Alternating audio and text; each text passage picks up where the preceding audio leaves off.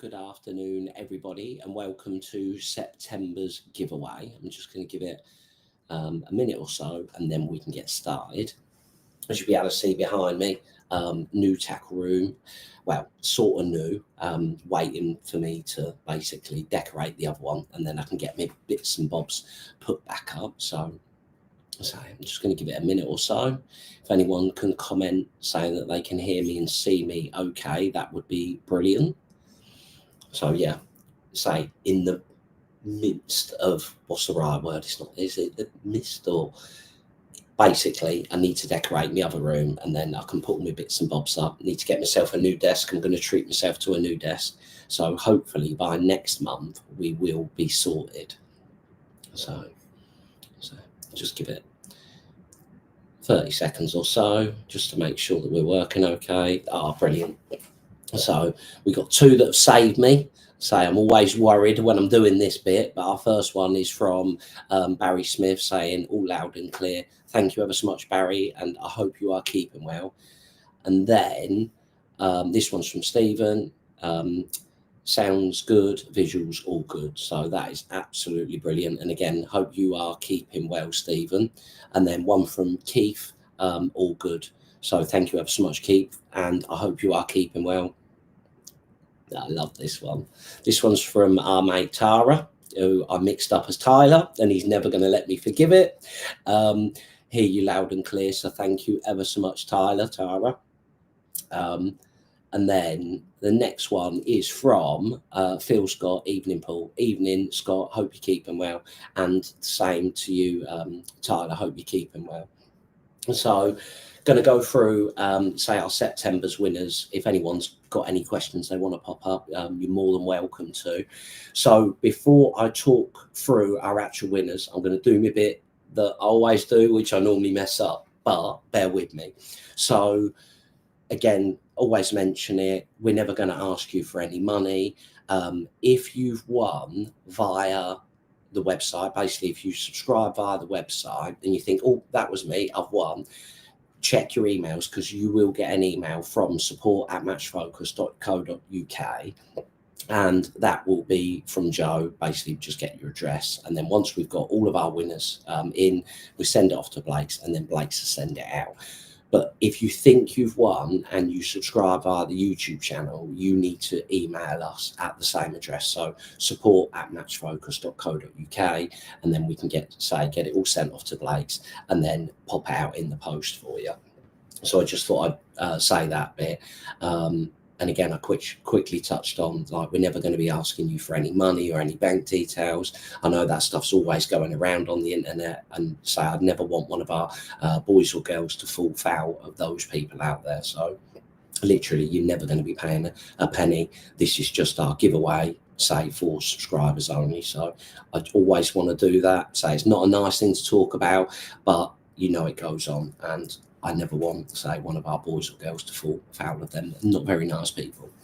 So talking through what each of our winners is going to win this month, I've still kept a few sort of card mixes in it, because again, I know a few of us still do that, but probably from next month, I'm going to tone it down, say probably more winter ground baits and maybe even a few pellets. So, but for this month, say with that looming go away cold weather, we do not want you. We've been so spoiled this year, and say we've done our our live yesterday with the up and coming, say, pole champs coming up. It's definitely going to be changing, and it was Andy that actually said it's only sort of 6-7 weeks away, and yeah, it's going to be starting to get really cold. So we need to enjoy every day as it comes that we're getting the beautiful weather at the moment. But for, say, this month's giveaway, for those that are doing a bit of F1 fishing as well, like, I know this is marketed as Skimmer's Dark, but for me, this was my best ground bait for F1s all winter last year. Just mixing it up like a slot, literally. So mix it up, flood it with water.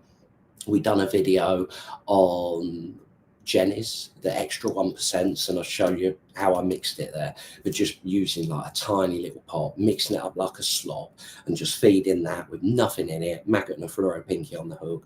That was a brilliant way for me to be able to catch F1s last winter. So it's not just for skimmers. It's a lovely winter F1 ground bait as well. So each of our 10 winners are going to win a kilo of Skimmers Dark. So lovely all round mix that one is. But we're not just there just yet. So you can, as much as I love you can stay over there for another few weeks. And then a kilo of, say, the ever faithful pole mix. That's probably the mix I think that I'll be using in the up and coming Drennan Winter Pole Champs. And I'm going to Tunnel this weekend, sort of getting back on the horse now, doing a bit of fishing. So I've got this weekend at Tunnel, and that's the ground bait that I'll be taking with me for Tunnel. So a kilo pole mix, and then moving on to our carpy sort of ground baits.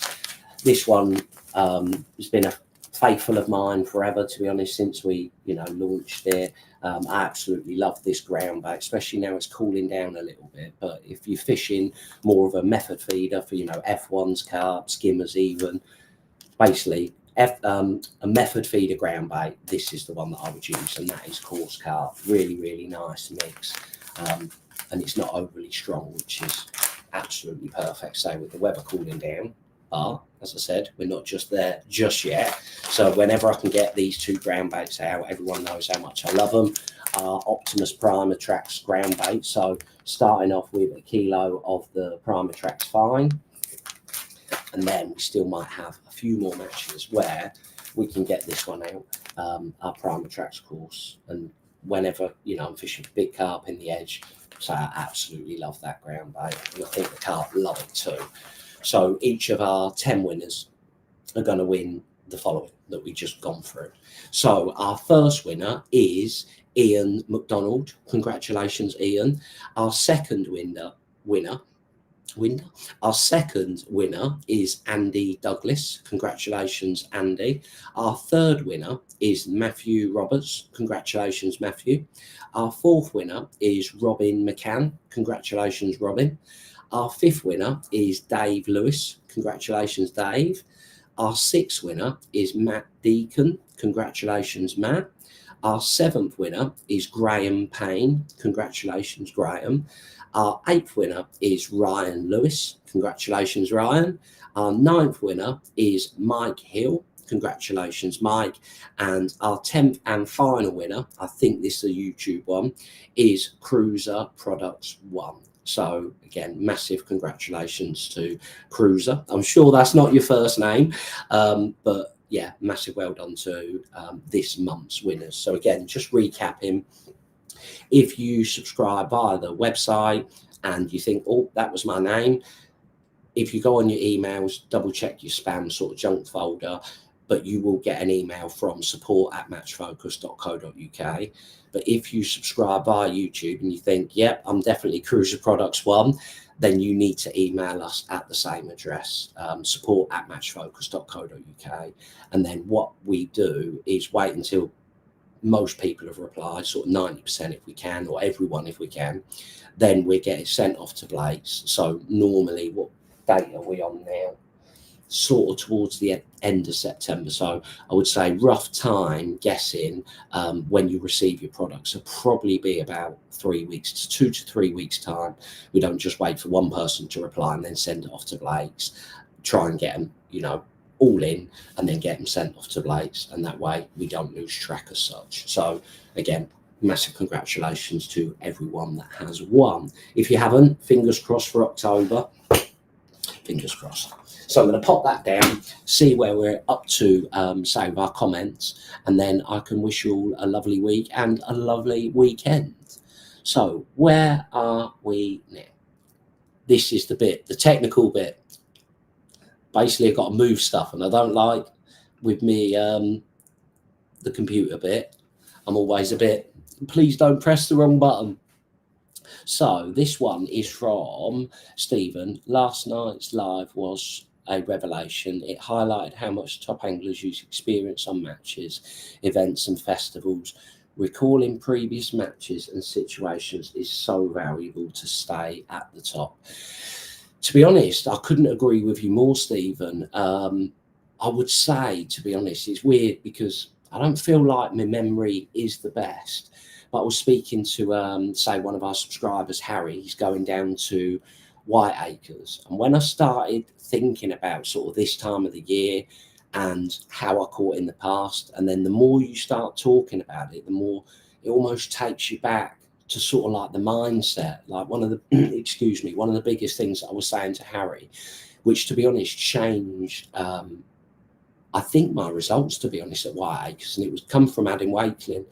So we used to draw in the club, and I'm looking at the board after I've drawn, sort of looking at the section results and thinking, oh, you know, I wonder what weight, who caught what. So I'm trying to gather all the information.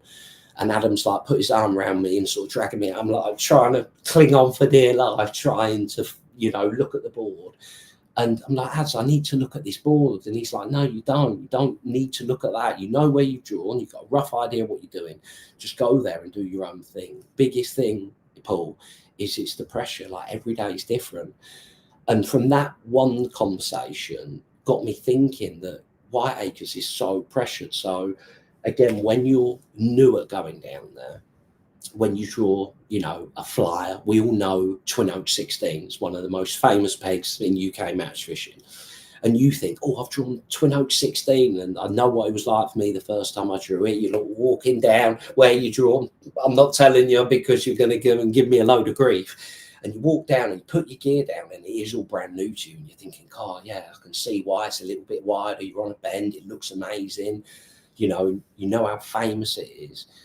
But when you understand like how pressured, especially with Whiteacres, is for the more so the festivals when you're on there. So if you drew it, say, on the last day of the Preston Festival, so you've got the one before it, you are the 10th person to sit on that peg basically in 12 days. So that's another big learning, literally from me remembering from speaking to Harry earlier. I think that was one of the biggest things that changed, I would say, my results at Whiteacres. Rather than going there and thinking, oh, I need to feed a load of bait because I've drawn a really, really good peg, you sort of put your gear down and think, it's been hammered, you know, especially like Twin Oaks. With the pleasure anglers going there again, how famous peg 16 is. It's not just you're the 10th person to fish it in 12 days. You're probably the, I don't know, 150th person to be sat on that peg in sort of 160 days. So when you look at it like that and you actually draw your peg, you have sort of a different mindset. But basically, touching on what you're saying, being able to recall things, I think is really important. We all get it right sometimes and we all get it wrong sometimes, but it's that experience 1,000,000% that sort of helps you when you're moving forward. You know, what Andy was talking about when he was at Western Pools, like he drew that peg in a qualifier, looked at it and it didn't look right for him, you know, and he thought, no, I don't want to fish casters, I want to fish with maggots. And it's only really that experience that can allow you to do that. And I think that's why and I struggle with it now, to be honest, where we're starting to fish a lot more venues than I ever used to.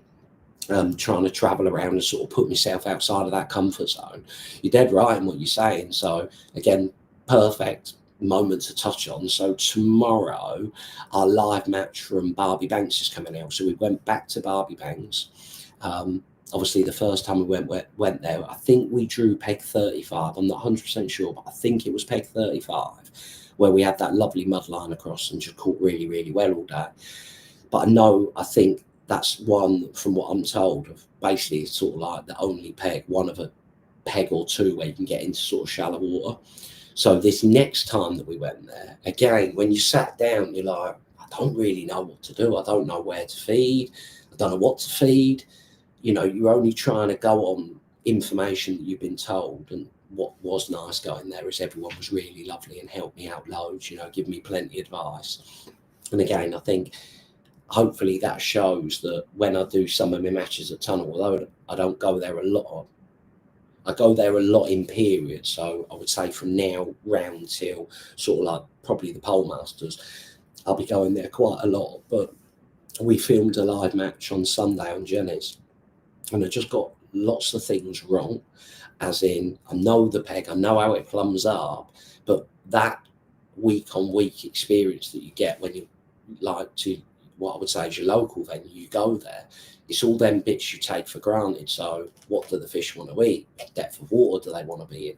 And without that information, it's very, very difficult, I'm going to say, to be able to go there and compete. And that's why what I try and say when we, doing our live matches, especially the ones where I haven't been to before, I always try and look at my first few matches as just trying to work stuff out. What fish am I catching? What depth do they want to be in? What baits do they like eating? Because I almost feel like you need to do that working out period for yourself to find out, one, what's right for you and how you like approaching it, and almost going there and thinking, I think this could work quite well. And it either does work well or it doesn't work well. But you're sort of building up that mental framework almost. And what's harder in fishing is, again, you've got one venue, but you might have multiple lakes on that venue, which again, they've all got their own unique personality, what it's stocked with, what depths you've got.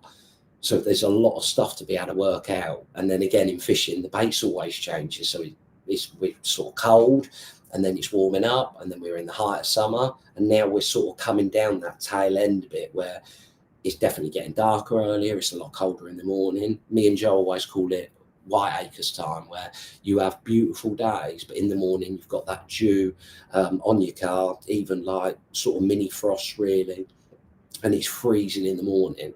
And then come like midday, you sat out there sweating in your t-shirt, and it feels like not the middle of June, but it feels really warm. And that's what we always used to call, we're getting ready for Whiteacres time, when it was coming to like the Maver and the Preston. But yeah, if you can have a good memory, even if you've not got the best memory, I haven't got it with me here. I don't know where it is, but I'll have to dig it out one day and I'll show you. So when I first started, fishing quite a lot, and I used to write down like my little notes. I will dig it out and find it, because I've got a scrapbook for when I used to do it when I was a junior. Sort of write my pegs down, write down, what I'd done, and sort of like my lessons, basically like a match report, but written down.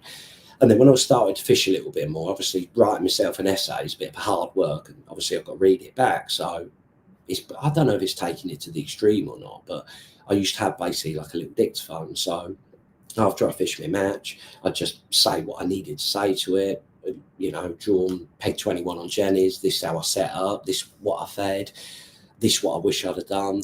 And then if you're not got the best memory, regarding if your work life's really busy, your family life's really busy, and you've got to sort of shut your fishing off, having something like that where you could have all like, your different tapes as such, if you was going to Tunnel or if you was going to Meadowlands or Barston, and just write down on it.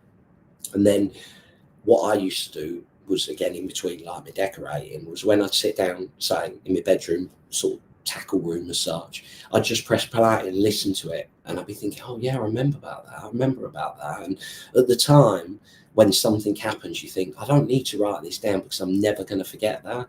But then we've all got busy lives and you do forget it, especially sort of a year or so. But yeah, if you can find a way of being able to keep that information and get to it, it's definitely going to help you in the future. So I don't need to do it now because I just watched my own match reports back. But even that, with like the Drennan coming up, I don't need to watch it as in physically watch what I'm doing. But when I'm traveling, I think a lot of us, travel a lot as well, and just put it on and let it play through the car.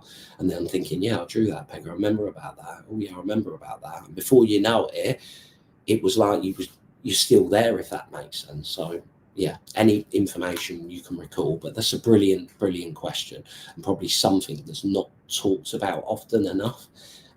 But say there is ways around it if you've got a bit of a dodgy memory. So this one is from Matt Goodall. Welcome to the Clipper Club. Yeah, I didn't say that, did I? So basically we've moved, as you can see, different. And Joe was outside doing the garden, sort of mowing the lawn as such. And I thought, what I'm going to do, I'm going to get a head start on my hair because it was getting a bit outrageous, to be honest. So normally I just put my thing on the number 6 and just shave my head, get rid of the worst of it, and then Joe can come in, basically just trim around my ears and do your little back bit. I'm lazy and bonard, I don't like going to town if I absolutely have to. So if I can cut my hair, I'm not going to go to a barber's to do it. The whole hassle of it, no, it's not for me. So anyway, I'm doing it. I'm thinking, yeah, it's going all right. It's just gone ka-dunk, and I'm thinking, oh no, it's come off, hasn't it? So I said to Joe, I think I made a mistake, and yeah, I've got basically a big line in my head where it's come off and it's like this short. So I've had to have a grade 2 all over. Yeah. Don't cut your hair yourself. But I guarantee you next month and whenever I need to cut it again, I'm going to do exactly the same thing. So yes. Would have been all right to do it in June, but with it getting colder, I'm going to be getting cold ears. I'll have to make sure I'm roasty toasty. But it happens. So this one is from Ronnie, became a member, level match focus. Brilliant, Ronnie, and I hope you are enjoying it. I hope you're loving it. So this one is from Jules, afternoon pool. Lucky it's still, yeah, I was about to say that. Lucky it's still warm. If all else fails, I've got a box of these and just sellotape them to my head. So moving further down. So this one is from Stephen. Come on, Joe, stick your head in the room. No chance. Not a prayer. I don't think she would. And this one's from Les. As winter is coming, Paul, looking for dark bream mix for res fishing ideas. For reservoir fishing ideas. Reservoir. So off the top of my head, if I was going to Bow Beach, that's sort of reservoir that I used to fish. What would I fish? I'd probably fish Skimmer's Dark and maybe Silver's Dark.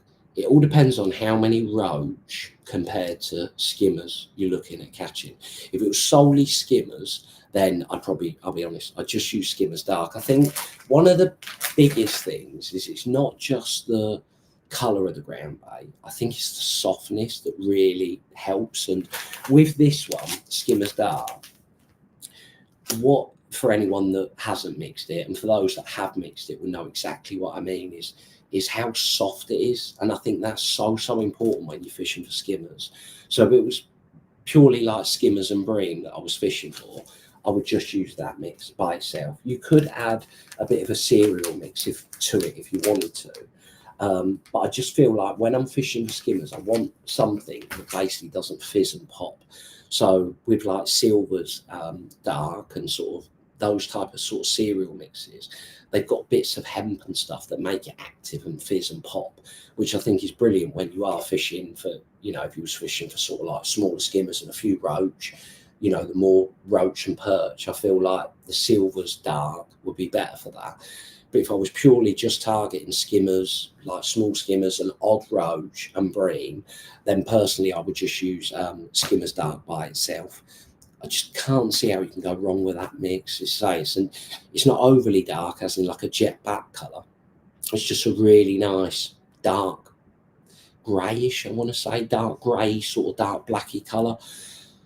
How important the colour is, though, and it's worth talking about this, is we always think Clearwater, we need a jet black ground bait, but one of the best baits for any fish, even in the winter time, like you go on a gin clear canal in winter, one of the best things to feed to be able to catch what you'd think are very spooky fish, or basically fish that pike like eating, was your roach, and that's bread, and that's as white as you can get. It's the complete opposite. So I don't think you want it, jet black, if that makes sense. You just want it to sort of blend in nicely to the bottom. I just feel like with that mix, what makes it so good is it's the softness. And I think that is so important when you're fishing for skimmers, the softness of the ground bait. When you mix it up and just mix it nice and damp to the feel, it's just so soft. And I'm adamant that's why, when you're fishing for skimmers and F1s, I think both of them are notorious of liking real soft baits. That's one of the biggest reasons why it works so well, is say the softness. But if I was going there and say if it was more skimmers and bream, then that's what I'd opt for. If there was an element of roach, you know, maybe a few perch, I don't see why that wouldn't work by itself. It's not like you're diluting it because it's so strong. So if you was using something, let's say strength wise, like Primatrax, very, very strong ground bait, I could understand why you'd want to dilute that and make it not as strong. You'd only be adding activeness to the ground bait if you wanted to add like some Silver's Dark to it. But I just think a lot of it, to be honest, Les, is personal preference, what you've got confidence in. But me personally, if I didn't know and I was just guessing, fishing a feeder and a pole, like a little cage feeder, you know, with like your longer hook length, fishing that sort of way, then I just use Skimmer's Dark.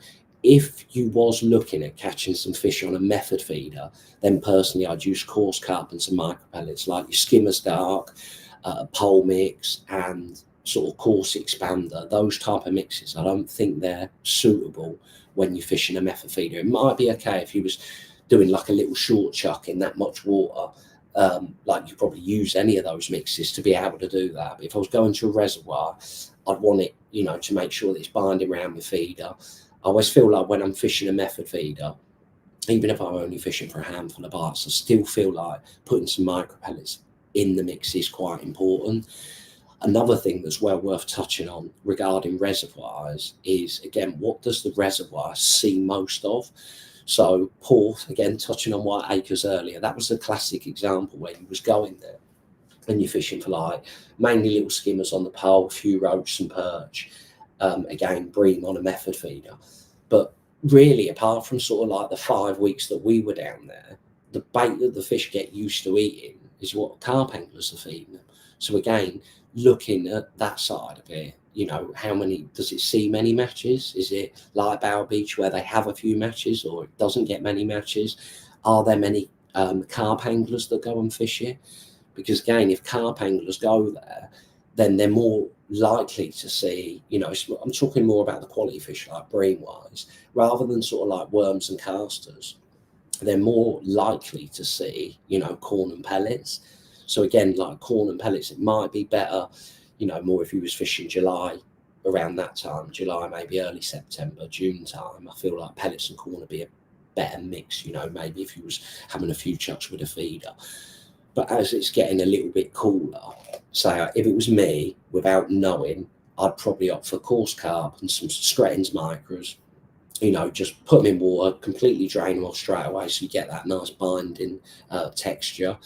If it was me, I would fish probably a 4-inch hook length, 3 or 4 dead red maggots. That'd be my starting point. But if I was chucking out and I was getting ragged on the way down, or it was settling and I was just getting little rattles from like small fish that you didn't really want to be catching on a method, like little roach, maybe little perch, then I'd swap it for a 4-inch hook length and just a little wafter, just so it's small fish proof.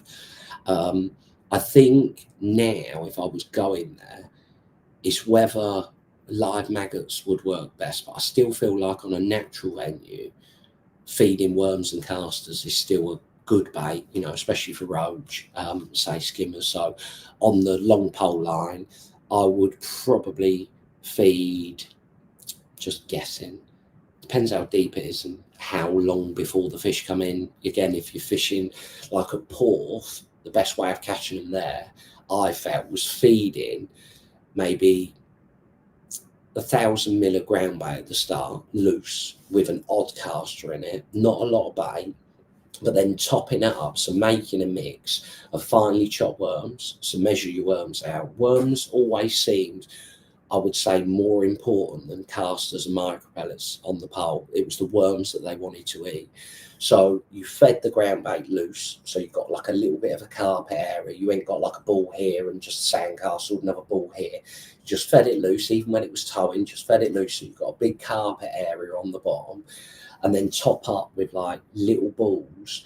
And the way you made your mix, I think, was so important. So chop your worms up, so they were nice and fine, keep them in some water, and just use a flour sieve to, you know, or a big pot, you know, like a vented big pot, basically just so the water can drain off, the fluid can drain off.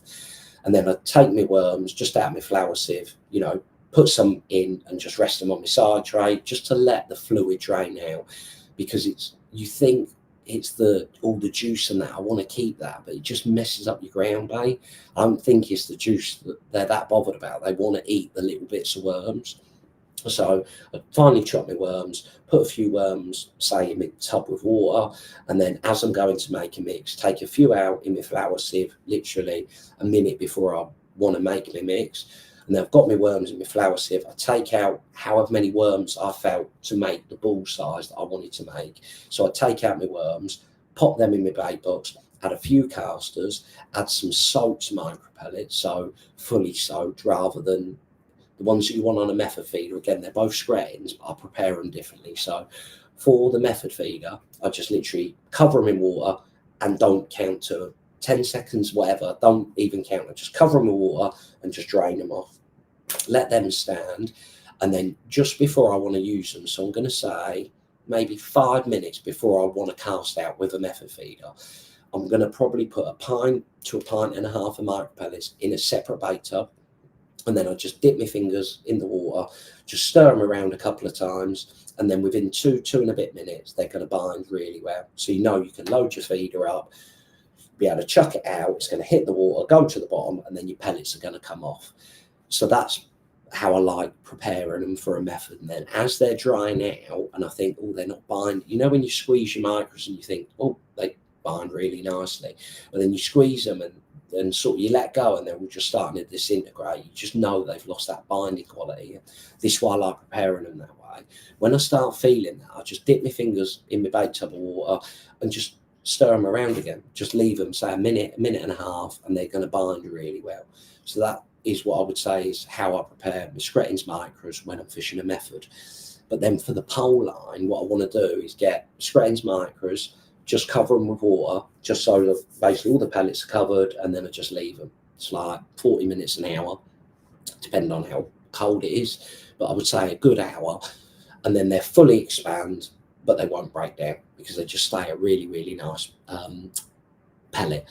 Sometimes, though, if you're finding they do start going to mushy, this is where sort of keeping like your own little stash of micro pellets. So the ones that are really, really light in colour, the ones that sort of want to disintegrate, break down, those are the ones that I think are perfect for a method feeder because they actually bind. I don't want my bait just say hitting the bottom and just opening up. I think having it where it's continuously breaking down a little bit, basically making the fish work to get some bait out of the feeder. I prefer that when I'm fishing with a method feeder. But then for me, pellets that I want to use on the pole, the darker ones, the ones that you look at. I wish I'd have been prepared, to be honest, and say in the future when we're doing this and I've got my tackle room, I'll make sure that I've got both varieties with me because I know I've got them in the garage and then I can actually physically show you them. So I'll do that next month. But the ones that are darker, they're still scratins micros, but basically everything pellet wise, I'm going to say, comes in batches. You get good batches for certain things and you get good batches for other things. So it's just a case of stocking up. When you find ones that are really good, you just want to stock up. Basically, I'm a little bit of a pellet hoarder. Don't tell anyone, especially when it comes to expanders. But yeah, the real dark ones, they're the ones that are perfect where, you can just cover them in water, they fully expand and they don't break down. So going back onto our pole potting mix as such. So with those micros, they're the ones I want for my pole. So they're individual particles that basically the little skimmers and roach and bream, they can pick up.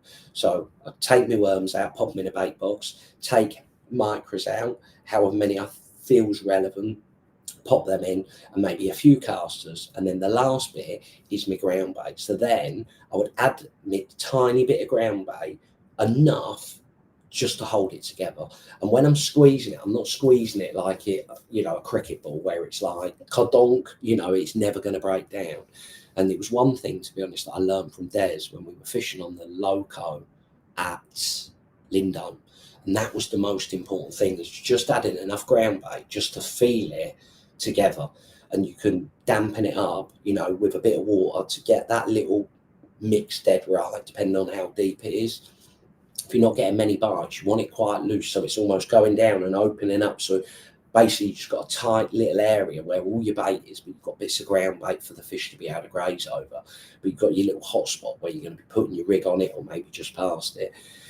If you're not getting loads of bites, then when you feed your mix, or you think it's going to be quite hard, you want to just feel it in nice and gently. So it's coming down and you've got basically most of your bait in this little area. So you're getting the fish or where your hook bait is. But if you've got plenty of fish in your peg, then you can make a mix, what is called sort of a pongo-y mix. And I'm sure, not 100% right, but I'm sure it was like Italy, where it come from. I think the person or two people that made it famous, I'm going to say, in England was Simon Willsmore, Will Raisin, obviously Fishing Abroad. And that's where you get your ground bait and make it like a putty sort of consistency. So again, a bit like that method feeder, you've got your worms and casters in your ball of ground bait that's basically like putty, almost kneaded together, and you're making the fish work really hard for it. But from when I've done it regarding fishing at Porth Reservoir, topping up all of the time is really good, and then loose feeding casters. But when I went there, the thing that I found that was really, really important, basically the most important thing, was regularly topping up the worms. So you'd make it. What was weird there is it didn't seem to matter how big a ball you made when you topped up. So you could make a ball that big, ram full of worms, and you could make a ball as big as you want in literally just to fit in your cupping kit, proper rammed with worms. You know, there's going to be a hell of a lot of bait in that massive ball. You'd go out, you'd feed it, come back in, bait up, swing your rig out, go in, it'd either go under or pop up, and you catch a little skimmer. And you catch 2, 3, 4 fish, and then you stop getting bites. And you think they can't have eaten the bait. But what I don't 100% know what happens, but I think what happens is you've got the fish around. There's a ball that comes down, obviously the worms, they're all in it, and they're in it for a little bit, eating what they can see, and then they drift off and come back off bottom. So then it's a case you've got to top up to force them back down. And that's what I felt was really, really important when I went to Porth, is working out, topping up, how many worms did you need to put in it. But the other big thing I felt was loose feeding casters. That seems so, so important. The only thing you've got to be very careful when you are starting a loose feed is obviously that's where you're more likely to be attracting more small fish in your peg. So rather than maybe loose feeding 15 casters every time you ship out, you might be better off loose feeding like 30 casters, like 3 times with a good amount, like shh, and then go out, catch a fish, go out, catch a fish, go out, try and catch another fish, and then loose feed 2 or 3 times if these small fish were a nightmare. But yeah, without actually knowing where you're going, and say I haven't done it for a long time, but those are the bits that I would be looking at, Les. So hopefully that gives you a few pointers, and say best of luck. Nothing better than whacking into a bream on so I remember I caught a few in my time, not millions, but a few in my time at Porth. And when you hook one, especially say in the festivals, your bum is literally like please don't come off, and you can see them. It's not like a bream on a commercial where, like, you know, they come up to the top, they're flashing under the water, and it's like, you're like, oh, no, don't come off, because you know how important for points they can be. So yeah, thank you ever so much for that question. It's taken me down memory lane. So I used to absolutely love going to Porth. But those are the things, hopefully, Les, that I'd be thinking about. So where are we now? So this one's from Ryan. Hey up, Paul. Hope you and Joe are good. Yes, really good here, Ryan. I hope you and PJ are keeping well. So this one is from Richard. Hi, Paul. This month may be my turn. This month may be my turn. Need some ground bait for silvers.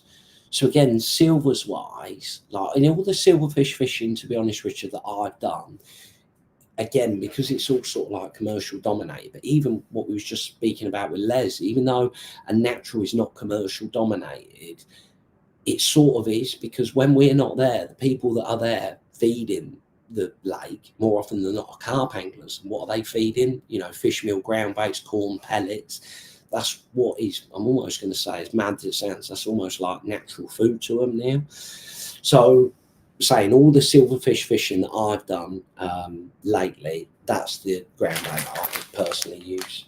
Skimmer's Dart, Richard. So I think biggest thing is it's not overpowering. Excuse me. I think the most important thing is the softness of it, and you can mix it in so many different ways. You can mix it loose, nice and damp. You can mix it sort of like a putty consistency, almost like a sloppy consistency. So personally, Skimmer's Dart, that's the ground bait that I would opt for. If it was more, even if I was going somewhere and fishing for roach, I'll be honest, I'd still personally, because I've got so much confidence in using that mix, I still use that. But if you wanted something that was a little bit more active, mainly if it was more all roach, 90% roach, 10% skimmers, then Silver's Dart could probably be a better option. But personally, that's what I would use, Richard. So this one's from Les. Would you mix it up the night before to calm it down?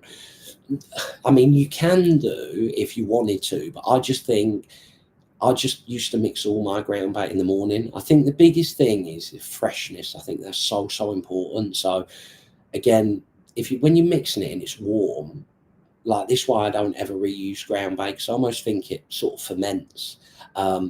I've personally always just mixed my ground bait in the morning, and that's why I don't use, say, like Silver's Dart, because I don't want an active mix. What I want, I think for me, the ground bait is there as an attraction. It's just to attract the fish. The fish will eat a little bit of it. Don't get me wrong, some fish might eat quite a lot of it, but I'm not going to be able to put that on the hook. So for me, ground bait is an initial attraction to say, here, there's some bait here, and then what do I want to be able to catch on? So a worm's going to be the best on the hook, a caster's going to be the best on the hook, a pellet's going to be the best on the hook.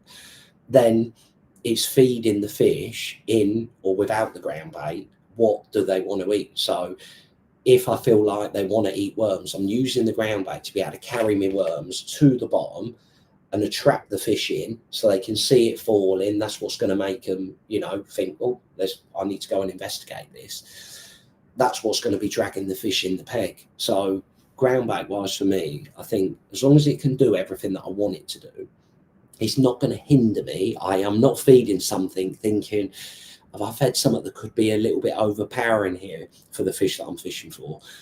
Is it going to put the roach off because I just want to be able to get a bite? And can I feed my worms, or am I loose feeding my casters? Am I topping up regularly, or am I feeding all my bait at the start and then loose feeding more? For me, that's why I'll always up for that Skimmer's Dart one, is because it's going to do everything that I want it to. But also when I'm sat there, again, I think a big thing when it comes to natural venues and bigger open water lakes, when you're fishing for silverfish, is there's always that element sometimes that you've got to wait for the fish to arrive. So I'd feed my pole line at the start and then maybe start off on a small little cage feeder if I felt that was best, or be fishing a method feeder, whatever I felt was best, to let my pole line settle. And then I might, so initially I'll feed whatever I feel. I always like feeding loose, damp ground bait at the start because, again, I get that spread of bait, but the biggest thing is you get that cloud coming through the peg, and I just feel like that you've got little particles everywhere. And then I'd feed, maybe 5 or 6 200ml pots of loose ground bait, odd caster in it, odd bit of worm, odd micro, not a lot of bait. Maybe in that 1200ml, for argument's sake, I might have 100ml of bait, so not a lot of bait. And then once I fed that, 3 spots, like in a line, maybe 18-inch apart, so straight in front of me, 18-inch that way, 2 foot, 18-inch that way, 2 foot, where I want to feed. And I'd probably be looking to do it. This is another thing that's well worth touching, is I'd probably be looking to do it on my 13-metre bit. And then I'd feed me 3 that way on my 13-metre bit, and then maybe 18-inch back on my 13-metre bit. I'd feed again, 1 in front of me, 1 to the left, 1 to the right. Then I'd plumb up in my front rest, holding my 13-metre bit, because a lot of the time it's deep. You can't get better presentation than using the front rest. And then also plumb up past it with my dolly bar. So then it's like I'm either on my bait or I'm just past my bait. I normally think when I'm fishing on a reservoir, say more natural venue, I always want to be on my bait rather than past it. But I want the option of going just past it if I feel like I have to. So sometimes, you know, if it's going away, you might have to have 2 different markers on your pole tip. It might be 6-7 inch deeper, say your dolly butt past your bait, than it is right on your bait. But then I'd feed me loose bits, and then so that's all in. I'd feed that, and then I might make like 2 balls the size of, I don't know, it's hard, a bit bigger than a golf ball, maybe 100 mils worth of mainly worms. Again, a few casters, a few micro pellets, and I'd feed those 2 balls, and then I'd start off on my little feeder. And then from that moment on, I'd probably just loose feed a few casters, not loads, but loose feed a few casters. And then depending on what's happening, again, this is where like venue knowledge is so important. You go to some place and they're on the bait straight away, so then it's going to be a predominant pole match. But what used to happen at Porth was it was more like the last 2 hours where that's where your pole really got going, and that's where you was probably going to start catching the, you know, the skimmers and some bream if you were fortunate. But it was more about them last 2 hours. So I'll be fishing my feeder away, again, loose feeding a few casters. I wouldn't even be looking to top up initially on it, unless I see someone go out and start catching immediately. And then it's like, right, they're on the pole straight away. Then I feed a little ball and drop straight in on it, because I know there it was so important to top up regularly. But how my matches used to go is I'd be fishing my little feeder, fishing a waggler, fishing a method feeder, until you see, you know, until I've had a look on the pole. But then I'd go in on my pole, didn't get a bite, but I wouldn't be sat there thinking, oh, I fed the wrong ground bait, I fed this, you know, and that's why the fish are not there.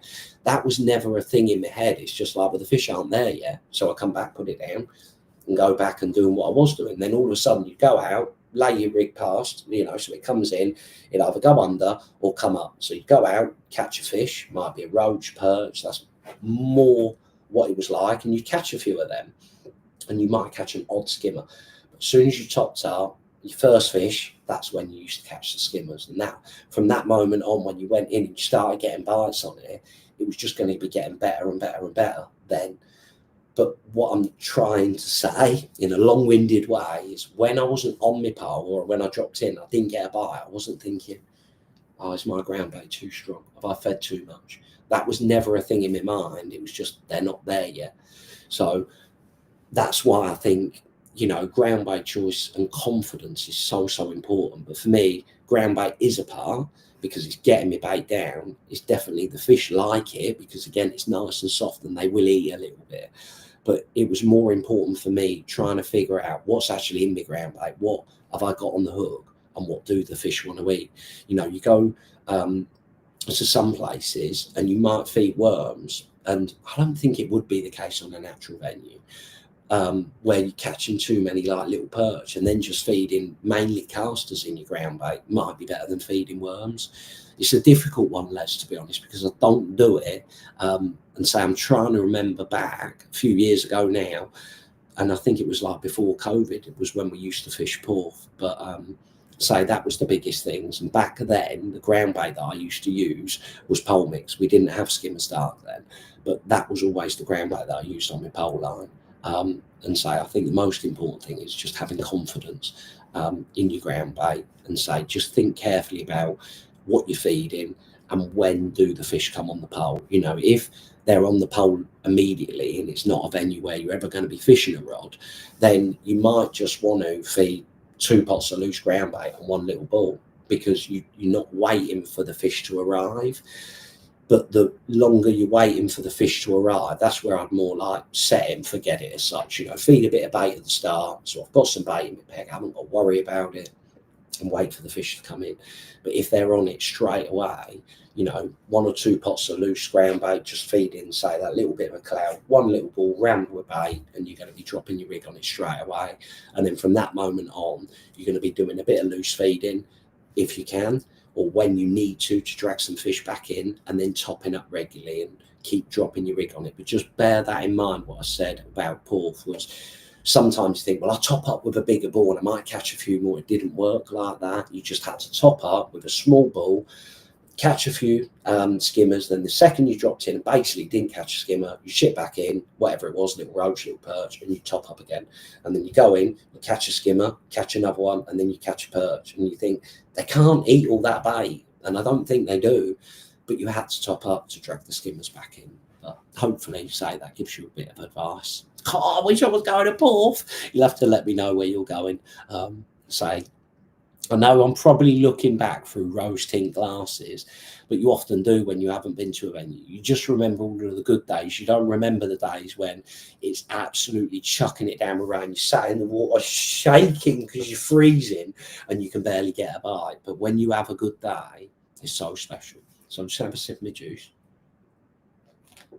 So this one's from a Stephen Skimmer's Dart plus lean for a cloud attraction and weight for getting it down to the bottom. Yeah, definitely. You know, if you wanted to make it less strong and again more cloudy, what Steve was saying, add a bit of weight to it, then you could always add damp lean to it, or like molehill soil, or I think, God, this is going back even further in time when I used to fish, say at Gold, with the Dorking boys, say mainly wheel bloodworm fishing. But Terre de Somme was like the lean, and then Terre de Rivière was in the blue bag. That was more like soil.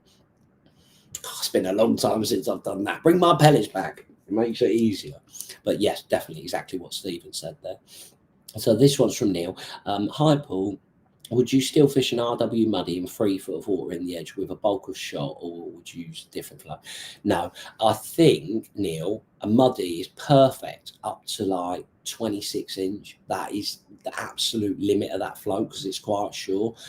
But personally, if it was more, carp fishing that you're looking to do in 3 foot, I would use a 1.7 mil Maggie and have it as a bulk and a dropper. Some people, still fish a bulk in that depth. But personally, when I'm starting to go above, I think 26 inch, really, 26, that's sort of like the limit for me where it's like a bulk. After that, I just want to fish a bulk and a dropper. Just think it works better. You haven't got like that bulk right next to the hook. But that is the float that I would like to use. Even though, like when I go to Meadowlands and you think, oh, bloody hell, they're massive in there. 1.7 mil Maggie, it's not made for that. But in my opinion, it's the best float for it. You could use a Munter, which is basically like a muddy, but just a longer fiberglass stem. I'm going to say that's a more suitable float for like big carp fishing, but I just love that 1.7 mil Maggie. It takes the right amount of shot, just works so well. So the only thing that I do now with all of my floats is just whip the eyes in, and then they're never, ever, ever going to break. So a lot of the floats I use and what I'm using them for, they're not made for that, but I like them too much. It just feels nicer to be able to fish with rather than a big clunky float. But yes, if it was me, 1.7 mil Maggie, but have a look at the Munter, which is basically a big muddy. If you like that style of float, so I absolutely love a muddy, but that is more suitable than basically a 1.7 mil Maggie. So that's the one that I would use, Neil. But yeah, if you stick to sort of like that 2 foot, 26 inch max for a muddy, you won't go wrong. So this one's from Stephen. Bower Beach sees a lot of pellets, so a lot of anglers use a fish meal mix. Yes, definitely. That's the biggest thing to be thinking about, is what's going in the lake. We don't say, when I used to go to Porth 5 weeks of the year, I think it was, it's only really at that period when they actually see what it is that we're feeding. If you went down there any other week when there was a festival wasn't on, the only people you'd see around that lake are carp anglers, and that's what the fish get used to eating. So yeah, dead right. So this one's from Alan. Kinnell Paul, where's the bonnet? Yeah, I said earlier, Alan, I thought I always normally just trim it off myself like a number 6, and it fell off. So I had to do it a number 2 all over. Chilly ear rolls. But it's good that it didn't happen in November. Next time, I think I'll just wait and let Joe do it.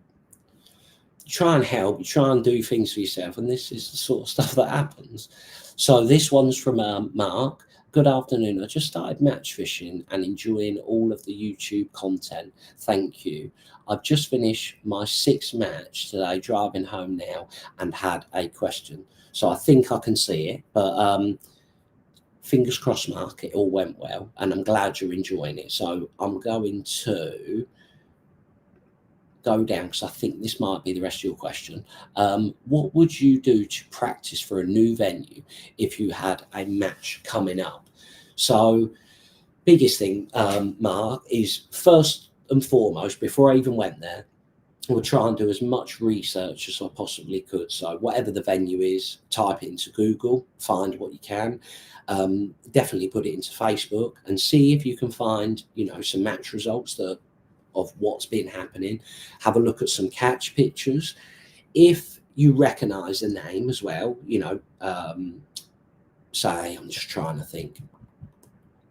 So top of my head, perfect example, when I go to Makins, you might look down the list and Mark Griffiths is one, or I see someone that I think, oh yeah, know that person, and I'm going there, send them a message on Facebook, whoever it is, and just say, well done on your recent results. I'm going here and I'm fishing on this lake. Is there any advice you could give me? And they might be able to say to you as a generalised idea, what fish are in the lake are skimmers or mainly carp or mainly F1s. What tends to be best is fishing a little method feeder. Micros tend to be better than ground bait. Maggots tend to be better than a wafter, or wafter tends to be better than maggots because there's too many small fish. So straight away you're sort of building up that little bit of a picture. What bait tends to work best on the pole, and I would try and gather that sort of information then. But personally, because I've match fished for a little bit longer than you, a big thing for me is looking at what is the realistic target weight. So when you're looking at the venue and I see winning weight £80, I think that's brilliant, because there's so many different ways that you could catch £80. More baits become relevant, live maggots become relevant, again, worms and casters become relevant, micros and expanders become relevant. It's more about trying to catch £80. Is not just a case of going there and being really positive and catching a lot of fish off one line. So there's lots of little things that can work when you're fishing for that sort of target weight. So going there and fishing a more non-selective way, just trying to get bites, is a good way of approaching a venue where 60, 80, £100 is a really, really good way. But then if you look at the match results and you think 170 won it, there's a 160, a 150 or 220s won it, a lot of these venues now, you think, so Barbie Banks is a perfect example where you go and you look at the weights and you think, they're really, really good weights. So first thing about that one is I'm used to fishing a 5-hour match. Their matches are 6 hours. So straight away, the weights are good, but you've got another hour on top. So you bear that in mind and you think, well, now if it was maybe a 5-hour match and you're looking at the target weights, it becomes a little bit more, like, I don't know, 130, 140, which is a nice steady day. But when you're looking at the weights and you think, £250 won it or £300 won it, you think that's a hell of a lot of fishing. But straight away, one then is knowing that it's a 6-hour match. Again, the Glebe, they're 6-hour matches. You go to Tunnel, it's 5-hour matches. So that's another thing, is the fishing times and target weights. And then finding out what's actually in the lake. So again, looking at Barbie Banks, and I'll talk a little bit about Makins. Makins is, I'm going to say, more of a mixed fishery. There's skimmers, there's F1s, there's some carp, a mixture of different stamps. So a mixture of different baits will work. When I went there and we drew what was the skimmer lake, again, feeding some ground bait and loose feeding live maggots was a brilliant way of being able to catch these skimmers. So that was relative, worth fishing. When I go to Barbie Banks, though, it's basically all little carp, and there's some barbel in there and some smaller skimmers. But going there on a carp-dominated water, I don't want to be fishing maggots, really, because I'm going to catch some barbel, but I'm not really targeting them. I don't really want to be catching the small fish. So by going there and knowing that it's mainly carp, it's just all going to be fishing hard pellets. The only other bait we're allowed when it's carp, for me, is like meat. That can be a brilliant bait. But it makes your decision-making process easy once you found out or easier once you found out what's actually in the lake. So I feel like doing as much research as you can before you go there. So when you go there, you've got a rough idea of what's the rough target way and how do they roughly catch them. And then it's going there. And sometimes, and this will come with experiences, let's just say you go to a venue that's similar and fishing dead maggots work really, really well there. You're fishing for a similar type of fish, fishing with micros and dead maggots works really well at your venue, or pace works really well at your venue. And you think, well, that works really well here, but I'm going to this venue, it looks very similar, sort of similar in depth. The fish are sort of a similar size, but everyone you speak to there just fishing with pellets. And we all know what it's like in fishing, that if everyone's feeding hard pellets, the match is going to be won fishing with hard pellets. And what often happens is whatever the method tends to be, like how have you caught, how have you won today? Oh, fish with hard pellets. So more and more people do that. But then if you're going and you've been doing a certain style of fishing on a similar venue, you can go to that venue, even though everyone says, oh, it's just hard pellets, out and out hard pellets. What about paste? Does anyone, because you know paste or dead maggots works on your venue, what about paste or dead maggots? No, it's waste of time. No one does that here. That's not to say that it won't work. It's just that the anglers there, that's how they end up fishing. By going there and actually doing what works at your venue, on that venue, you could have it to yourself for a little bit. But that's the biggest thing that I would say, again, roughly touching on it because you're quite new to match fishing. First thing that I would do, find out where you're going, try and find as much information about it as possible. And then once you know that and you're aware of what works, then it's a case of going and practicing what you believe are the relevant methods. So if a feeder, you know, a little method, say it's got an island there, a little method feeder might work well, then what I'd be doing is going and practicing, just making sure that I can cast, I'm hitting the clip nicely, and then a micro's better around the feeder, or is ground bait better around the feeder, or what's the best hook bait? Just so I feel like with that, I feel like ground bait's better for argument's sake, or I feel like micro pellets are better. So then when it comes to my match, when I'm chucking my feeder out, I feel like I'm fishing with pellets and maggots on the hook, that's the best. So I've got a bit of confidence. We caught a few fish on it. So that's what I'll be looking to do with my method. Not only practice my technique, give myself a little bit of confidence, again, that I can chuck and hit the clip.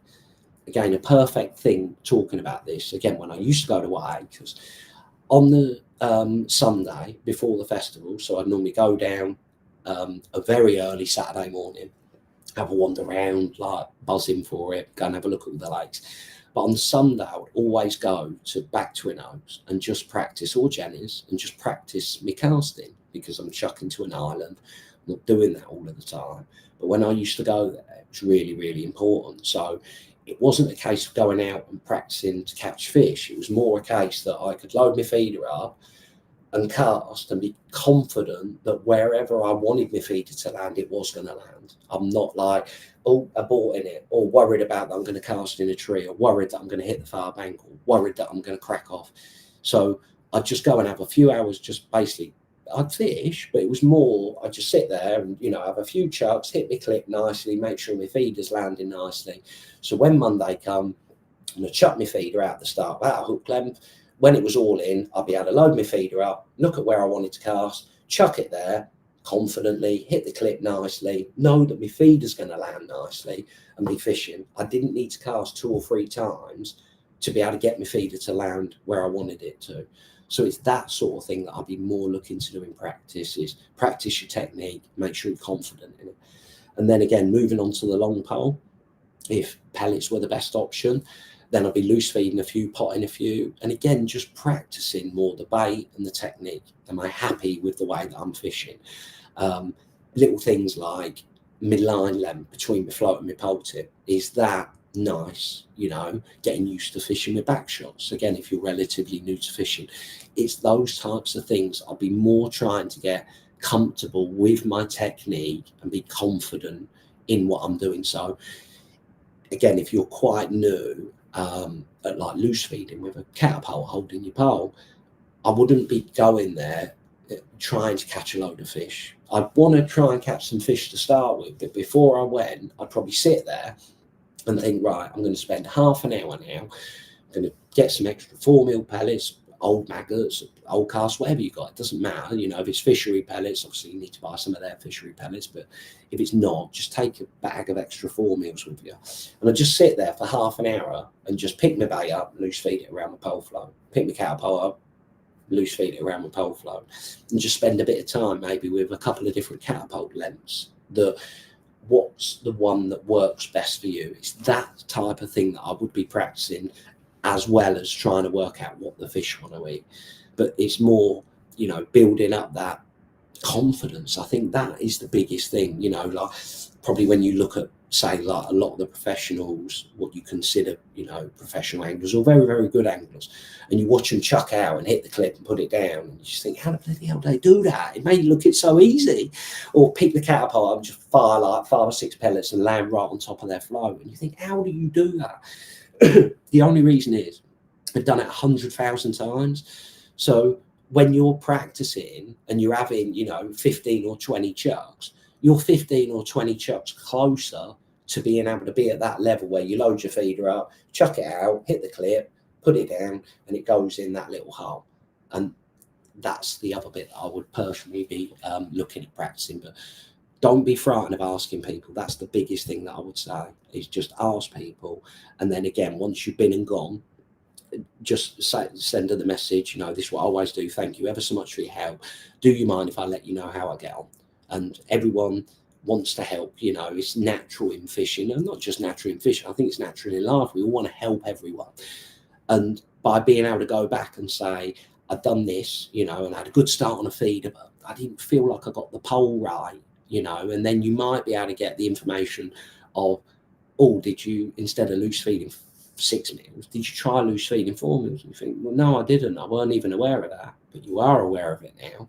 And then the next match, so you're growing and growing and growing. So you've got to look at it like a ladder, you know, almost like snakes and ladders. That's how it feels, doesn't it? It's not just a ladder. You've got to have the snake in it, where you're walking up and then you get a slide down, and then you're walking up and just building up, say, gradually your information. But having someone there to chat to about it, you know, and again, once you go to that venue, speak to people, and after the match, even if you don't know anyone, you know, the people either side of you, sometimes it's difficult, and it's hard for all of us, you know, when you get, I'm not saying you're going to get, you know, beat off the next peg, but if you do get beat off the next peg, biggest thing for me is, yeah, like, I've been beat, but I want to know why. I want to know how. Like, what bait have you fed? What, you know, depth have you fished? You fished a live flow.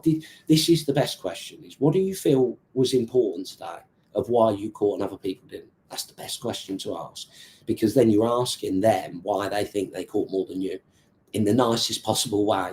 So get right to the point, you know, and then they might be able to say to you, well, to be honest, Mark, I think you fished at 11 meters. You know, if you'd have fished at 14, everything that you've done is right. You just fished a bit too close to yourself, or you've made it too hard work for yourself. So you're getting them to be able to tell you what they think, to be able to, does that make sense, to be able to help out?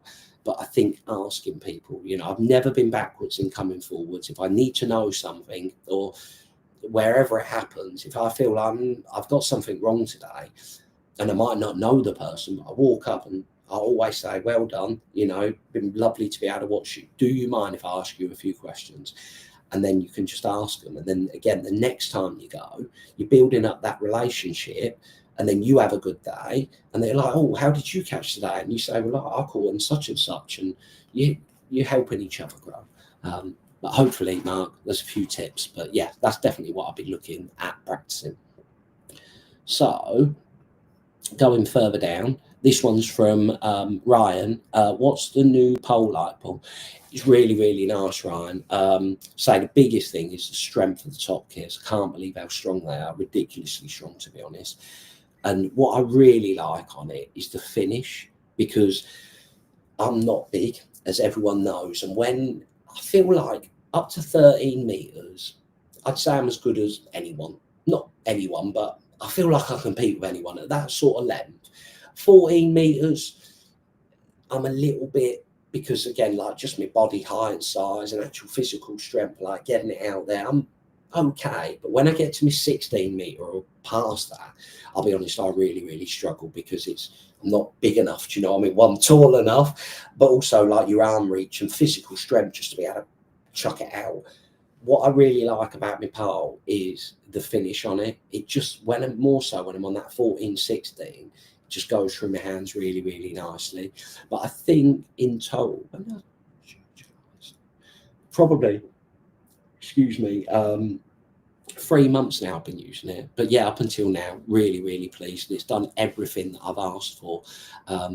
So yeah, really, really happy, mate. Really happy. So going further down, this one minute, let's have some juice. So this one's from Darren. Sat in Prague airport watching Paul. What ground bait mix for tunnel at the moment, please, pal? So you're right, Darren. I'm guessing you're coming back home, but hopefully you had a lovely time. But me personally, at the moment, where is she? There she is. Pole mix. I don't think it's gone cold enough yet for Skimmer's Dark. I had a go with it on Sunday, and to be honest, looking back, I wish I'd have fished pole mix. Hadn't been to tunnel for a long time, and I think in my head I thought I was expecting it to be more wintry than it was, and I just didn't get it quite right. So personally, going this weekend, that's the one that I'll be using. I'll still be using pole mix. It hasn't gone cold enough yet, I don't think, to fish Skimmer's Dark, but that's the one that I would be looking to use this weekend. So this one's from Andrew. With the weather still warm, would you still fish shallow for carp on hard pellets? So again, Andrew, it's very much venue dependent. If the carp still want to come and they still want to feed, then yeah, 1,000,000%. But I feel like it'd be more fishing on the bottom, I would say. I'd be more looking at setting up to fish up and down rather than just shallow. So sort of feeling my way into it a little bit. Be more prepared to spend a bit more time on the bottom rather than going there and thinking, right, I'm just going to be fishing shallow front to back. But I think early on, starting short on the bottom with pellets, and then you might nick a few on the bottom long. And then when it gets to that warmest part of the day, that's when they might stop feeding on the bottom, just start going around sunning themselves, and then maybe slapping a pellet or even loose feeding a little bit, again, depending on the venue. But I feel like maybe slapping out an odd cruiser. Again, they're trying to get their last little bit of sun, odd mugger.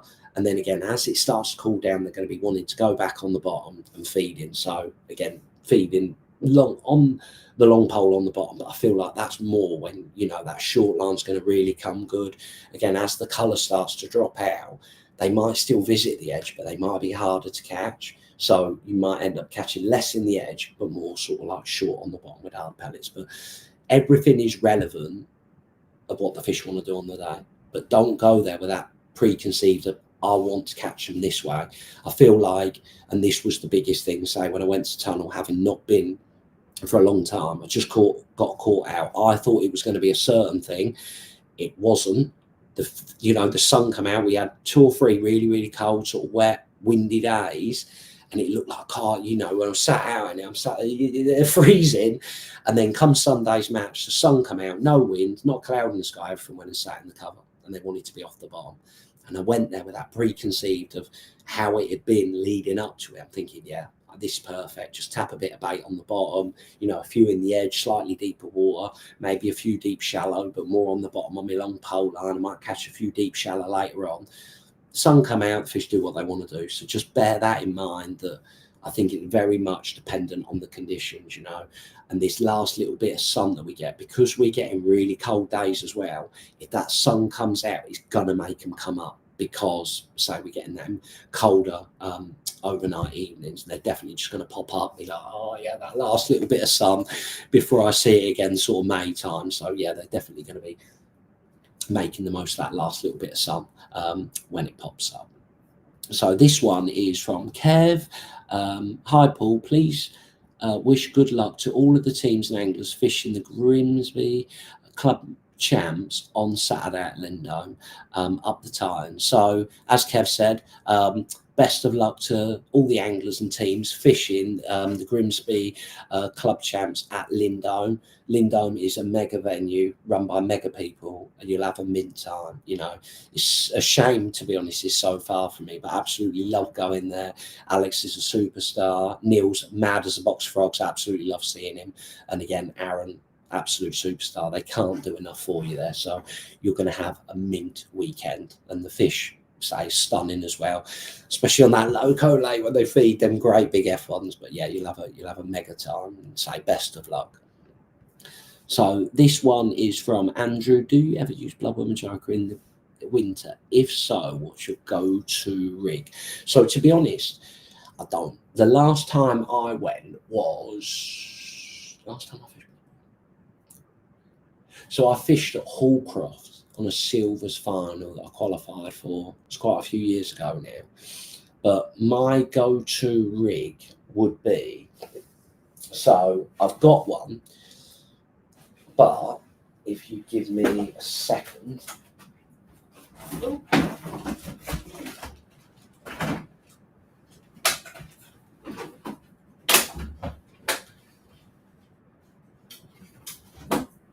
So this is a flow. I'm not too sure. I'd have to ask Diane. But Rich actually made me these, and I don't know if we ever actually brought them out. But what it is a Winter Maggie bristle. So a real fine, solid plastic bristle, if I can put it above my bald head. But it's on a standard Maggie body, and I absolutely love those floats for that style of fishing. It's sensitive enough because it's solid plastic bristle, carbon stem, and they were just really, really nice. So I absolutely love that style of float for when I'm fishing. Like a 4x16 was the biggest size. So I'm going to say depth-wise, that's limited to 7 foot, I want to say. If I was fishing any deeper than that, the float that I've always used, which is down there, is a wire Gloucester, a perfect wire Gloucester. But I think they're quite difficult to get hold of, and I don't even know if they're sold anymore. But the best float that you would be able to buy now would be a Guru. You'd have to message Matt Godfrey or Adam Rooney. They'd be able to tell you. But I think it's a wire skimmer. I think if you message Matt Godfrey, he would be able to tell you what flow it is. But basically, it's identical to a perfect Gloucester. So sort of like a balsa body, solid plastic bristle, and I like a wire stem when I'm fishing like that. They do sell them in carbon as well. But then when I'm starting to get deeper, than 6-7 foot, I want a wire stem float, just that bit of stability. But those were the floats. Say, I'm not too sure. I'd have to message Di from RW because that, say, was a float that Rich made me for when I was going to Gold and fishing, not Bloodworm and Joker, but sort of like winter silverfish fishing. That was the float that I asked, but I don't know if Rich ever brought them out, but that would be the type of float that I'd be looking to use. Up to 6 foot, I prefer a carbon stem float. It's just so nice. Fish is so nice. But when I'm starting to get in and around that 7 foot, to be honest, even 6 foot, when you get in them rough conditions, I like a wire stem float. But having a solid plastic bristle, I think, is so important. One, it's nice and fine, so the bites you get are just lovely. But with my solid plastic bristles, you'll be able to see just how bright they are. If I got a yellow one here, you'd be able to see them better. Sorry about the bang.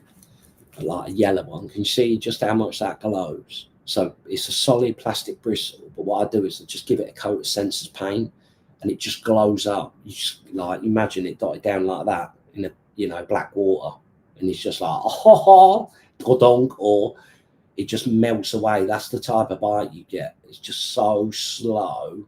Whereas with like a thicker hollow bristle, it's more like that was your bite.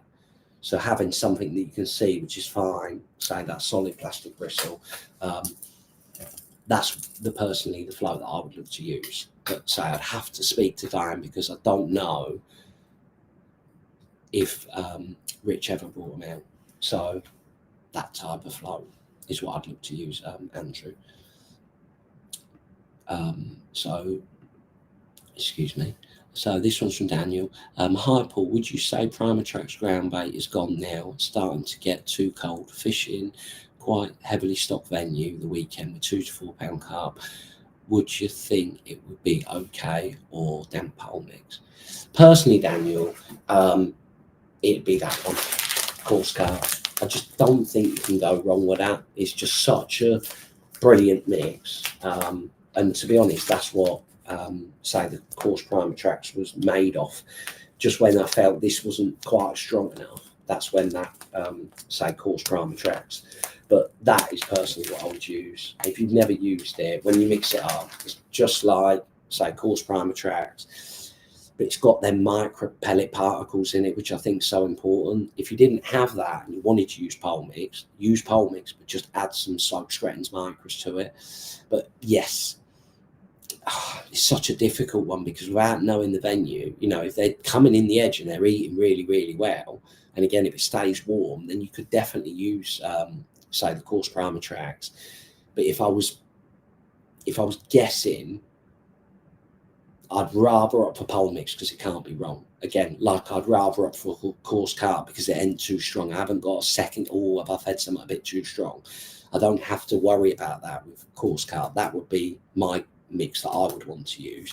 But say if you haven't got that and you've just got pole mix, then use pole mix, maybe add a bit of primer tracks to it, but definitely add some Soak Stretton's micros to it. That's what I would use personally.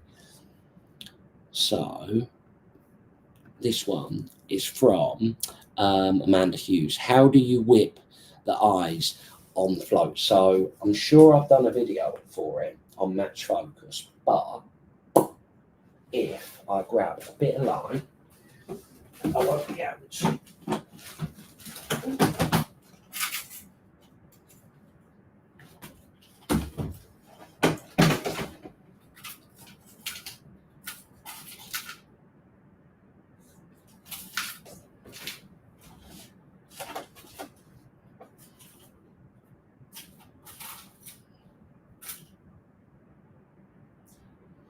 So, got that.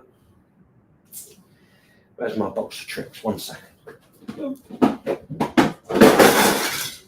That didn't end very well. Right, 1 second. Let me see if I can find it.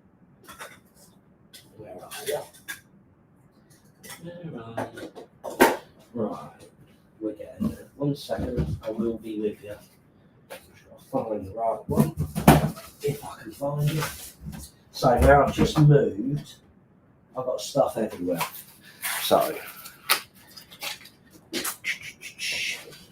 trying to find it. So here's one that I done earlier. If you're going to be able to see it, so I'm going to try my best. This is where Shaky Stevens, it doesn't go well. So can you see just below the eye there,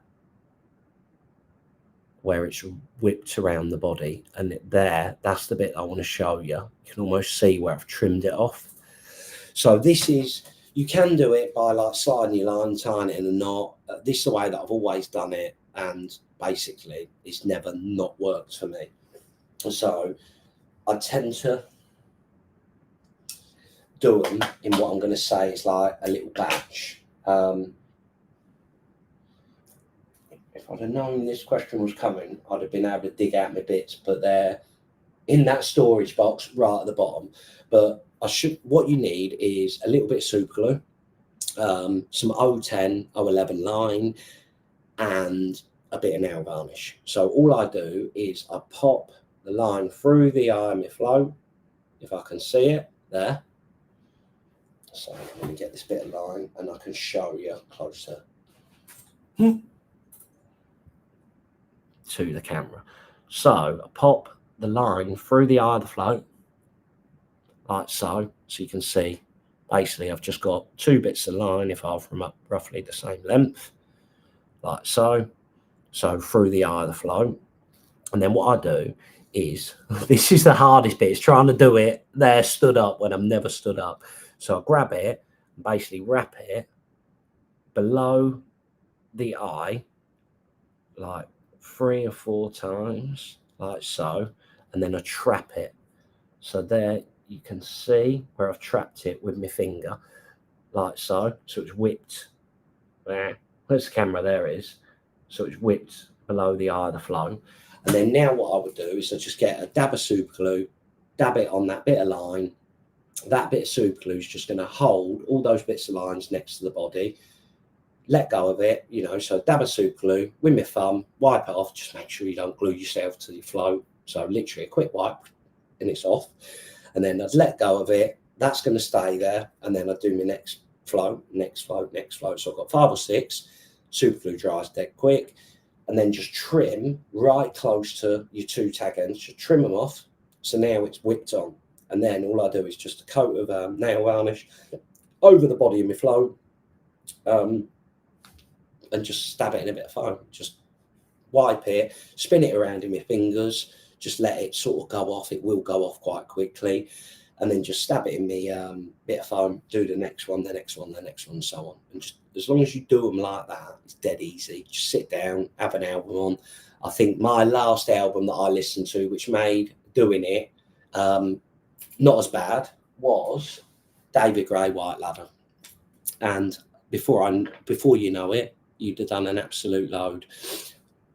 And then say just do them like that, and then it's just all covered underneath the nail varnish, never going to come off your eyes, never going to rip out, and more importantly, it looks absolutely really, really smart. Nothing's going to catch in the water tension, and that's, say, the way that I've always done it. I know there's a way where you can put it through, wrap it round, tighten it, easy knot, it's probably quicker, but that's the way that I've always done it, and say it's never let me down. So that was how I whip them on. But I'm sure there's a video on Match Focus, Amanda, if you want to have a look and see. So this one's from Darren. See the hair's growing back, mate. So from Daniel, I think I've done that one for you. Going to a heavily stocked venue this weekend. So yeah, we've touched on that one, haven't we? So this one's from Wendy. Evening, Paul. Hope you are well. Yes, really good here, Wendy. Hope you are well too.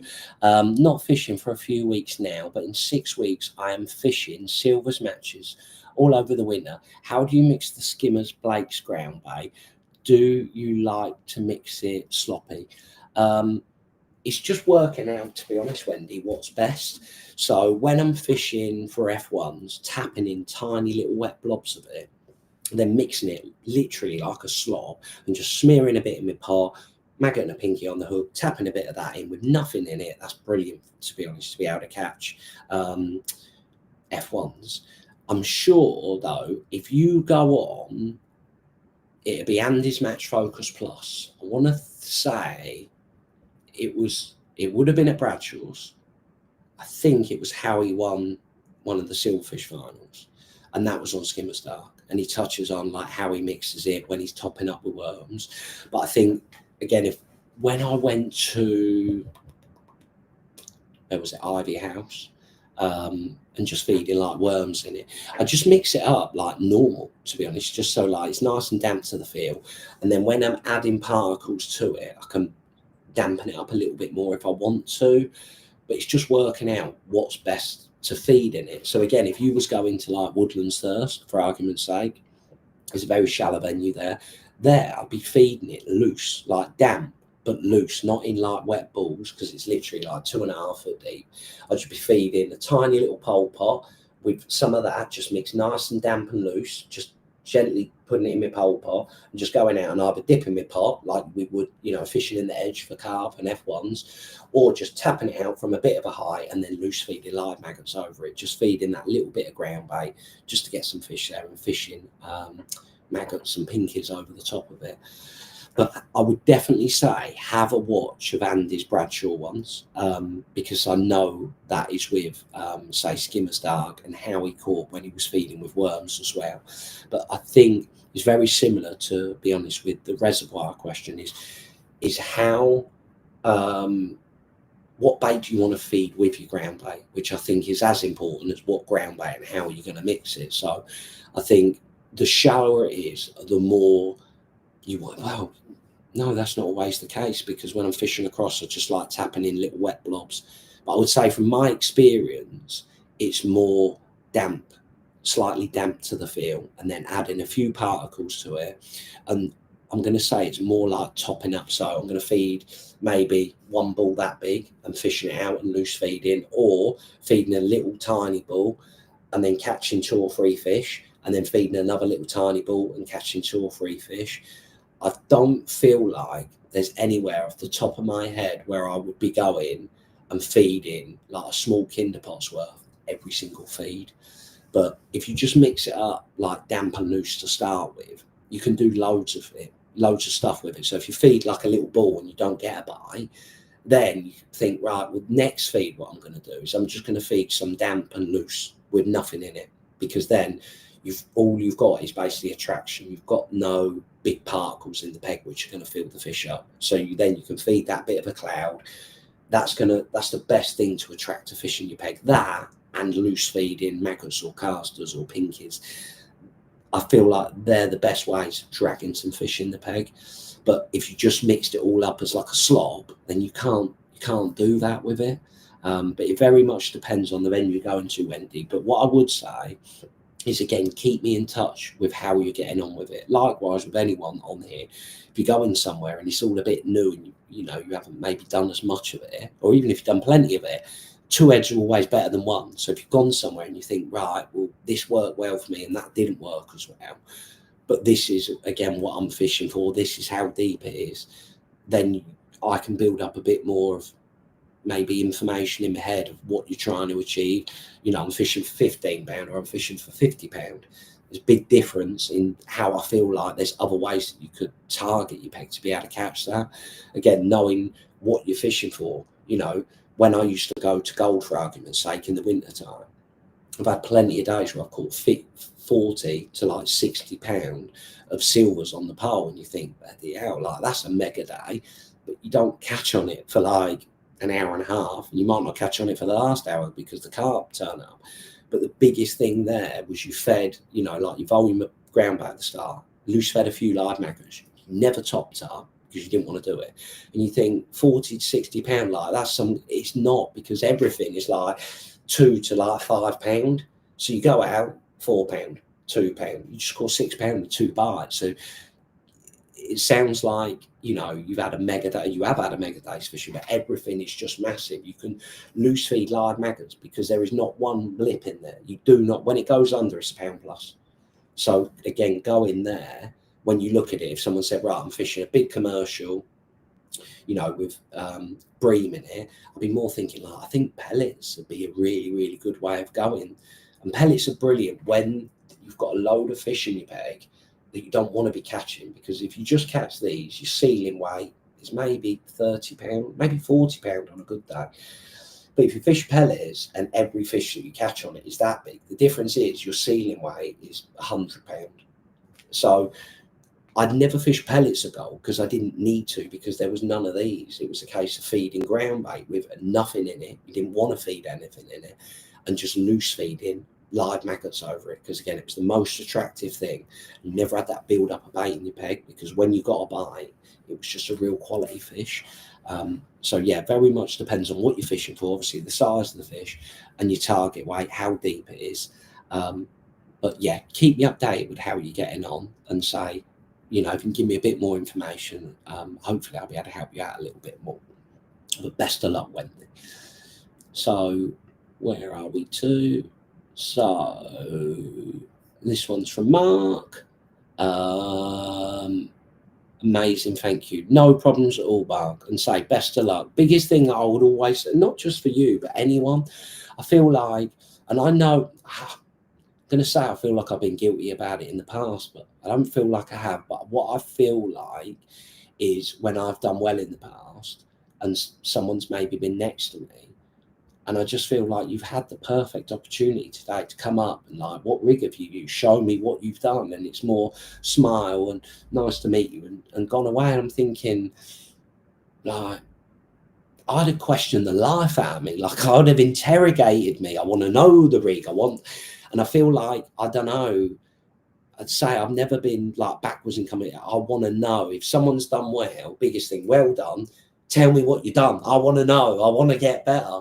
So that's the biggest thing I would say, not just for you, Mark, but like question people, like and I'll tell you this is the honest truth. Me going and winning Saturday, Sunday, if I went, don't feel like I've won for a long time, but if I won, yeah, I'm happy, it's nice. I had a message literally the other day from one of our subscribers, Sam. Him and his mate won their pairs match, and he caught basically everything on a long line, 3B8, back shotty, winter Maggie, sort of deep shallow fishing, and they won their pairs by a pound. I was buzzing. I was more happy that Sam had won than if I'd have won. And that's what I mean. Like, a lot of people, they want to help you, but sometimes you don't know. You don't want to, like, if someone was next to me, I'm not going to know if they want to ask me or not want to ask me. So I'm not going to say, oh, you know, next time, maybe you should have done that, because then they might think I'm just being rude, or like, is he arrogant, or, you know, I'm never going to do, and I don't think anyone would do that. But, you know, if you come up and it's like, oh, how have you caught? You know, it's like, I was there, we were all there, and I'm going to be there. I might be there next weekend. I don't know. But I want to be treated the same way that I treat people. So I think that's the biggest thing, is even if you've done well, but someone next to you is caught in a way where you feel like, I wouldn't have done that. And that's mega, you know, it might have had a mega finish or a mega start, even though you might have ended up catching, you know, a few more than them on the day. I want to know. So I'll be going up and it's like, well done, you've had a brilliant start. Like, do you mind if I ask you how you've caught? And then you get your information. They say, well, how have you caught? And now you're both better and you're both growing. I think that's something that I think is not done enough, to be honest. But yes, I'm glad it helps, Mark, and say best of luck. So this one's from Andrew Mann. Hi Paul, loving the new hair. Cute, he's cute. Hopefully it won't be too long before I'm seeing you, brother. So this one's from Keith. Westwood over 60s next week. Any advice? Welcome, Paul. To be honest, Keith, I don't go there a lot. But if you message Ashley Linacre, he's been doing very, very well there for a long time. And he would 1,000,000% be the best person to advise you regarding like bait depths, depending on what lake you're on. I haven't, again, a bit like White, because I haven't been there for such a long time. And I sort of keep an eye on the results, but I don't know, as in like baits. I know they was catching a few on hard pellets. Has it gone too cold for that? More so on Skylark, I'm not 100% sure. But if you message Ashley, he's a lovely lad, and he'd definitely help you out, Keith. And say he'd definitely be able to help you out a lot more than I could. But yes, definitely message Ashley. He'll be able to give you some good pointers. And I know he's younger than 60, so he won't be fishing. So this one's from Stephen. Guru Skimmer Wire, they do them in hollow and solid bristle. That's the flow, which is like perfect Gloucester. So thanks ever so much, Stephen. This one's from Barry. Put on a match yesterday, used primer tracks and caught steady in the margin using it. So this is the thing, what we was just saying, Daniel, is like, I think sometimes we have it in our head that all that, you know, whereas, I don't know, do we overthink about it sometimes? So again, perfect thing from Barry there, saying he caught plenty on it. I just absolutely love that ground. I just wish it was summer all year round. I'm saying that, I might start feeding it a tunnel, to be honest. They start tailing up like mad on it. So this one's from Stephen. Please don't forget to like before you leave. Thank you ever so much. So again, this one's from Stephen. Sally Hansen's clear nail varnish. Exactly. Like anything clear is absolutely perfect. I don't know what mine is. It would be from Home Bargains. Pop in the women's bit. Can't knock it. I think it's like 80p or something. Dirt cheap. When I go in there trying to stock up on my meat, what is it? Royal Dane. Saying that, we've been going and there's nowhere. I can't find anywhere with any in stock. So I'm struggling a little bit. But hopefully I won't need too much of it moving forward. So this one's from Andrew. Hi, Paul. If you haven't got time to do lots of prep, would you trust the pre-tied hook clamps? And what's the best, Preston or Guru? So personally, Andrew, if it was me and I didn't have time to do it, I would, if you message Jason Gilbert, Hooks to Go, his hooks are absolutely brilliant. It's not just how well the hook's tied. Like, you could have a mega tied hook that's 6 inch long, but I might want 5 inch hook length. I can't shorten it down. I don't know if you could shorten it to 4 inch, but it was me. Again, that's who I would use personally. I coached Jason a while ago, and when he showed me his hooks, honestly, I looked and I thought, have you stolen my hook box? Like, they were so well tied, and he's the only person, say, that I recommend, because I've seen what it is for my own eyes, like I never would use a hook that somebody else is tied, but Jason's were that good. If I was, and I'm guessing at some point I won't be able to see him, and again, you might be too busy, but his hooks were unbelievable. And the biggest thing is you'll get them tied for the length that you want. So if you want, you know, say 16's F1 pellet hook to 012 or 011, what hook you want, what line you want, but also the length you want it. I think that's really important. So if it was me, he is the person that I would use. So send Jason a message. He's a lovely lad. Biggest thing though is the quality of his workmanship. Say when I looked at them, I can look at hooks and within 2 seconds look and think perfect, because it's the attention to detail. Like if you look at my hooks, every loop's the same. They're all under the right tension, you know, and yeah, they're bloody brilliant. So I would message Jason. That's who I would use personally. So our last one's from Stephen. Carl, we've been going a bit long, haven't we? Normally our giveaways are quite short. I've taken up far too much of your time. So this is going to be, say, our last question. Then I love you and leave you. Enjoy the rest of your week and say best of luck weekend. So this one's for Stephen. Whipping Flow Eyes is under the how-to section on the Matchworks website. 8 video. See, Stephen is just an absolute superstar. I'm thinking, did I do it? Stephen knows exactly where it is. So thank you ever so much, Stephen. You're a star. We need to employ you, don't we? You know where everything is. Perfect. So yes, that was this September's giveaway. Massive congratulations to everyone that won. Sorry, I've probably taken up a little bit too much time of your evening, and say best of luck if you're out weekend. Make the most of these last few sunny days when you think, oh, that's a bit hot, I might have to take my jumper off, because you know in like 6, 8, 10 weeks we're all going to be and I'm going to have my little hotties out. Hand warmers, got a big box of them. Joe got me in from Costco to make sure that I'm stocked up for the winter time, because there's nothing worse than getting chilly. I'll have to be using them, and then it's almost like reminiscing that how nice was it in June when we were absolutely sweating. But yes, thank you ever so much for your time. So I hope you've enjoyed this giveaway, and we'll have a catch up soon.